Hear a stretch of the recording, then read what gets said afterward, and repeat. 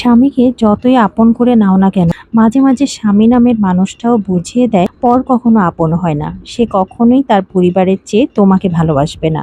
কিন্তু একজন স্ত্রী আজীবন নিঃস্বার্থভাবে ভালোবেসে স্বামীর পাশে থাকবে। স্বামী স্ত্রীর অপমানে পুরো দুনিয়াকে ত্যাগ করতে রাজি থাকে, অথচ একজন স্বামী তার স্ত্রী সঠিক হলেও স্ত্রীকে সঠিক বলতে পারে না।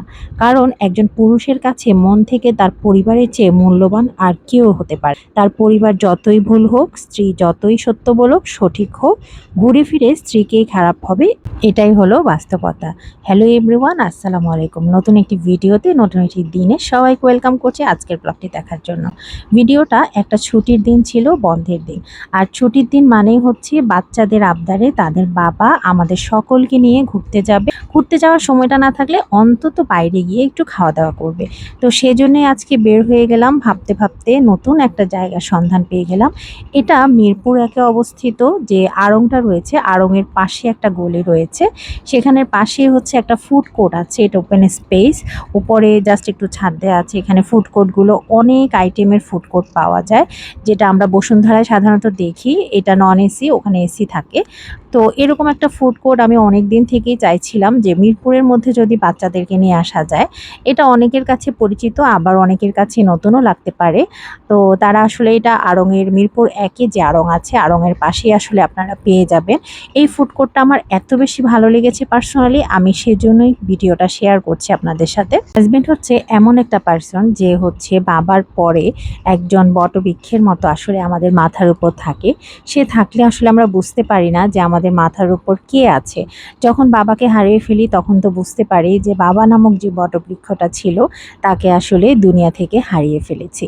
ঠিক স্বামীও এমন একজন মানুষ যে হচ্ছে একজন বটবৃক্ষের মতো কাজ করে, যে আসলে বুঝতে দেয় না যে সে তার উপস্থিতিটা আমাদের জীবনে কতটুকু। কিন্তু যখন সে থাকে না, আমরা কিন্তু সত্যিকারই উপলব্ধি করতে পারি যে এই মানুষটা আসলে আমাদের কতটা আপন, কতটা বন্ধুসুলভ। ৩ বাচ্চাকে নিয়ে ঘুরতে যাওয়া আসলে অনেকটাই টাফ। তারপরেও আজকে সাহস করে, যেহেতু কাছেই ছিল, তাই চলে আসলাম ৩ বাচ্চাকে নিয়ে একসাথে ঘুরতে। কারণ বাচ্চাদের আসলে আউটিংটা অনেক বেশি প্রয়োজন। ওরা যদিও বাইরে হচ্ছে বিকেলবেলা আমার ওখানে ওপেন মাঠ আছে, সেখানে হচ্ছে তারা খেলাধুলো করে। তারপরও আউটিং জিনিসটাই আসলে অন্যরকম, যে বাচ্চাদের মন প্রাণ একদম খুশি হয়ে যায়। আর দেশের অনেক খারাপ পরিস্থিতির মধ্যে দিয়ে আমরা গেছি, তাই সেই সময়টা আসলে বাচ্চারা বলতে গেলে কোথাও যায়নি, ঘরবন্দি ছিল। এরপরে তো বাচ্চাদের স্কুল খুলে গিয়েছে, আর যথারীতি পড়াশোনাগুলো অনেক বেশি প্রেশার চলে এসেছে। তাই আসলে কোথাও যাওয়া সেরকম হয়নি, সুযোগ হয়নি। আর তাই ভাবলাম যে একটু নিজেদেরকে রিল্যাক্স করার জন্য বাইরে থেকে আউটিংটা খুব বেশি প্রয়োজন। আর এই জন্য মাঝে মাঝে আমরা বাইরে কোথাও ঘুরতে যাই, বা ঘুরতে যাওয়ার সময়টা না পেলে বাচ্চাদের নিয়ে আউটিংয়ে খেতে যাই। আর এই ফুড কোর্টটা আমার পার্সোনালি এত বেশি ভালো লেগেছে, কারণ এখানে আমরা বসুন্ধরাতে যেরকম বিভিন্ন ব্র্যান্ডের হচ্ছে ফুড কোর্ট পাই, এখানে কিন্তু এক ছাদের তলায় অনেকগুলো ফুড কোর্ট এখানে আপনারা পেয়ে যাবেন। এই যে বাচ্চাদের জন্য একটু স্ন্যাক্স নিয়ে নিয়েছি, এটা হচ্ছে বাচ্চাদের জন্য ছিল। তো সাথে আমরাও একটু শেয়ার করেছি। আসলে আমরা এভাবেই শেয়ার করে নিই। আর আমাদের জন্য কিছু অর্ডার করেছিলাম, সেগুলোও আসছে। আসলে আমরা সাধারণত বাচ্চাদেরকে বাইরের খাবারটা একটু কম খাওয়ানোই ভালো। কিন্তু যখন আউটিংয়ে যাই তখন তো বাচ্চারা একটু খেতেই চাইবে, এটাই স্বাভাবিক। আর এখানে হচ্ছে চিকেন স্যান্ডউইচ ছিল, কিছু ফ্রেঞ্চ ফ্রাইস ছিল। আর খাবারগুলো এত বেশি ইয়াম্মি, বিশেষ করে আমার বাচ্চারা অনেক বেশি লাইক করেছে। আর এই যে এখানে একটু ক্রিস্পি হচ্ছে চিকেন ফ্রাই রয়েছে, একটু সাথে হলো কিছুটা ফ্রেঞ্চ ফ্রাইসও রয়েছে, যেটা বাচ্চারা অনেক বেশি পছন্দ করে। আর এই প্রত্যেকটা খাবার কিন্তু বাচ্চাদের অনেক বেশি ভালো লাগবে। বাচ্চা থেকে বড় সবারই আমি এক কথাই বলবো অনেক বেশি ভালো লাগবে। যাই হোক, এই যে ছোট বোনকে মেজো বোনটা টেক কেয়ার করছে, এটা একটু ছোট্ট করে শেয়ার করলাম। আর এই যে এখানে দেখেন আমার ছোট বেবিটা কিন্তু ওপেন স্পেস পেয়ে একদম নেমে সে খেলাধুলা শুরু করে দিয়েছে। বাচ্চারা সাধারণত আউটিংয়ে বন্ধ পরিবেশ না পেয়ে একটু বাইরে ঘোরাফেরা করতে পারে এমন পরিবেশ পছন্দ করে। লাস্টে হচ্ছে বাচ্চাদের খুব বেশি ফেভারিট, সেটা হচ্ছে ওয়াফেলও ছিল।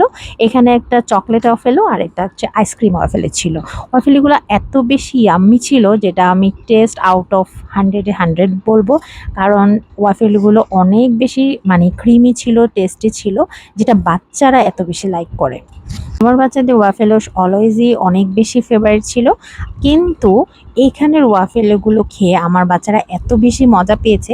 কারণ প্রথম কথা হচ্ছে এখানে প্রত্যেকটা খাবার এত বেশি মানে হাইজেনিক ছিল, প্লাস হচ্ছে ওরা এত বেশি হাইজেন মেনটেন করছিল। দ্বিতীয়ত হচ্ছে খাবারগুলোর টেস্ট অনেক মজা ছিল। এই যে তারা হচ্ছে শেয়ারিং করে খাচ্ছে ৩ বোন মিলে, সাথে আমরাও একটু শেয়ার করেছিলাম। ওই যে বললাম, আমরা সব কিছু শেয়ার করে নিজেদের মতো করে আসলে এনজয় করতে পছন্দ। যাই হোক, আজকের দিনটা অনেক ভালো কেটেছে। এটা ছিল সেই ফুড কোর্টটার নাম, সেটা আমি লাস্টে আপনাদের সাথে একটু শেয়ার করেছিলাম। তো এই তো আজকের দিনটা আসলে অনেক বেশি ভালো কেটেছিল। হঠাৎ করে আমরা যখন বাইরে আউটিংয়ে যাই আর অনেক বেশি এনজয় করি, সেদিন আমাদের দিনটা অনেক বেশি ভালো কাটে। আজকের ভিডিওটা এই পর্যন্তই। সকলে ভালো থাকবেন, সুস্থ থাকবেন। আল্লাহ হাফিজ।